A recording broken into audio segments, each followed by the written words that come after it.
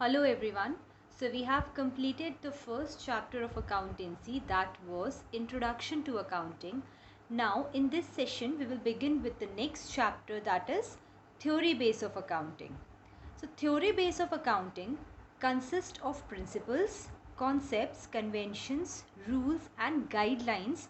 All these are developed over a period of time to bring uniformity and consistency to the accounting process, so that all the accounting information is useful to the various users. Who are the various users? Various users can be internal users and external users.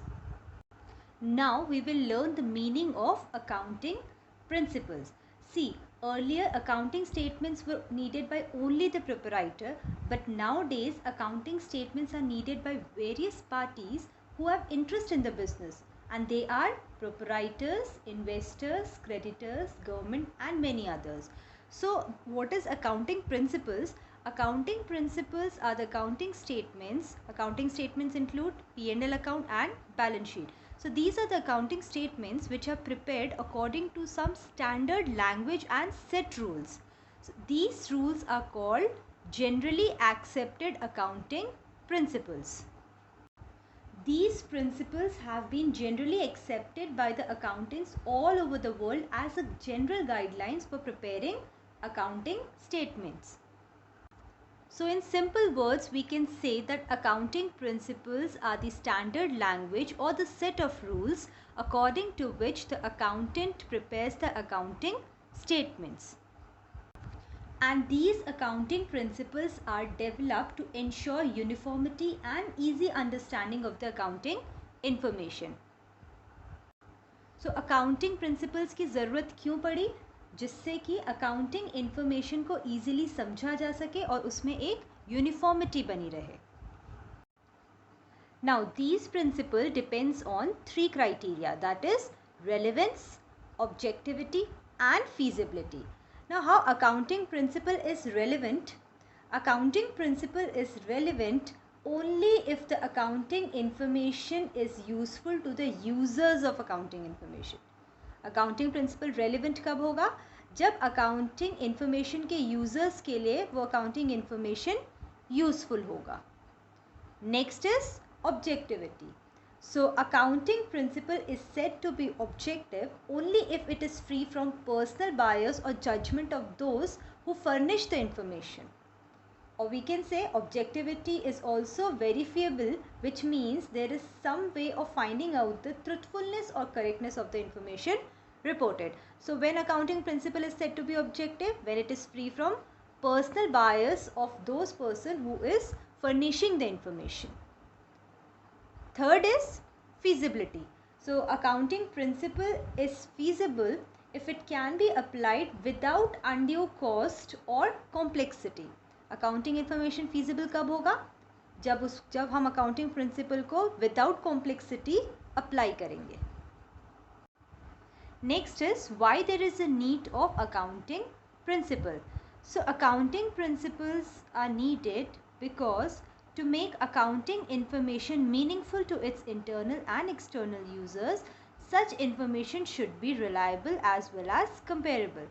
Reliable means it should be truthful, it should be verifiable. Okay, and how such information can be reliable and comparable? It is possible only when such information is based on some set of rules, and we know that these set of rules is known as GAAP, that is generally accepted accounting principles. Next is kinds of accounting principles. Accounting principles are classified into two categories, that is accounting concept or assumptions and accounting conventions. So what are accounting concepts? Accounting concepts are basically the set of rules followed in recording the transactions.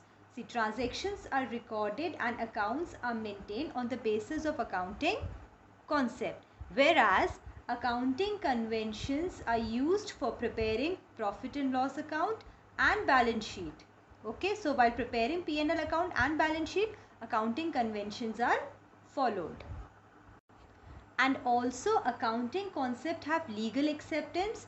whereas accounting conventions are guidelines based on general agreement.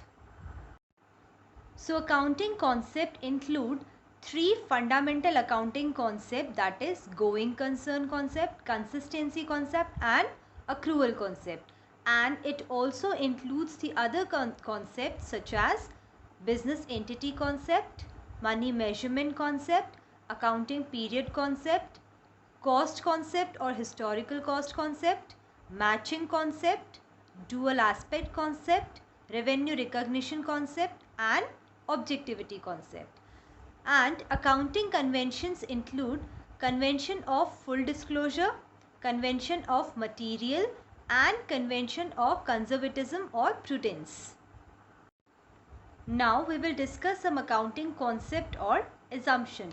So the first concept is going concern concept. Now according to this concept, it is assumed that the business will continue to exist for a long period of time in future. That is why the transactions are recorded in the books of accounts in the assumption that it is a continuing enterprise. Now, because of this concept only, the outside parties who are interested in our business will invest in our business on the basis of assumption that our business will run for a long period of time. So that is why the outside parties enter into long-term contract with the enterprise. It gives loan to the enterprise, purchases debentures and shares of the enterprise. On the basis of what? On the basis of assumption that the business is a continuous entity.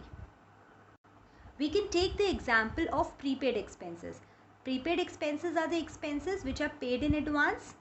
Now, even when knowing that prepaid expenses have no realizable value, we still show it on the asset side of balance sheet. Why?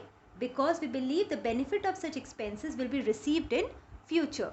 Received in future means it is assumed that the business will continue in future. So without this concept, classification of assets and liabilities cannot be done, as assets are classified into current asset and fixed assets and liabilities are classified into short term and long term liabilities. Next is consistency concept. So according to this concept, the accounting principles and methods should remain consistent from one year to another. They should not be changed from one year to another in order to enable the management to compare the profit and loss and balance sheet of different periods. So by comparing the profit and loss account and balance sheet of different periods, the management can draw conclusion about the working of the enterprise. So the consistency concept means the firm should adopt the same accounting principle in two accounting periods. If the firm adopt different accounting periods in two accounting periods, then the profit of current period will not be comparable with the profit of previous period. For example, there are two methods for calculating the depreciation. Depreciation means reduce in value of assets. So the two methods are straight line method and written down value method. So it is expected that the method once chosen will be followed consistently year after year. Consistency doesn't prohibit the change in accounting policy.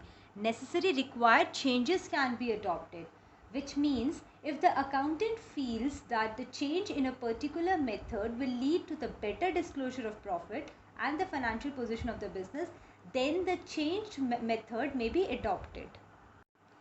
Next is accrual concept. So what is accrual concept? In accounting, accrual basis is used for recording of transaction, as it provides more appropriate information about the business enterprise performance compared to the cash basis. Accrual concept means where the transactions are recorded, whether the cash is received or not, or whether the cash is paid or not. For example, in accrual concept, revenue is recorded when the sales are made or the services are rendered, irrespective of whether cash is received or not. Similarly, expenses are recorded irrespective of whether cash is paid or not. So to ascertain the true profit or loss for an accounting period, all the expenses and incomes relating to the accounting period are recorded, whether actual cash has been paid or received or not. Accrual concept is often described as matching concept. So these were the three fundamental accounting concepts which we have learned. Now the other concept we will learn in the next session. So that's all for today. Thank you.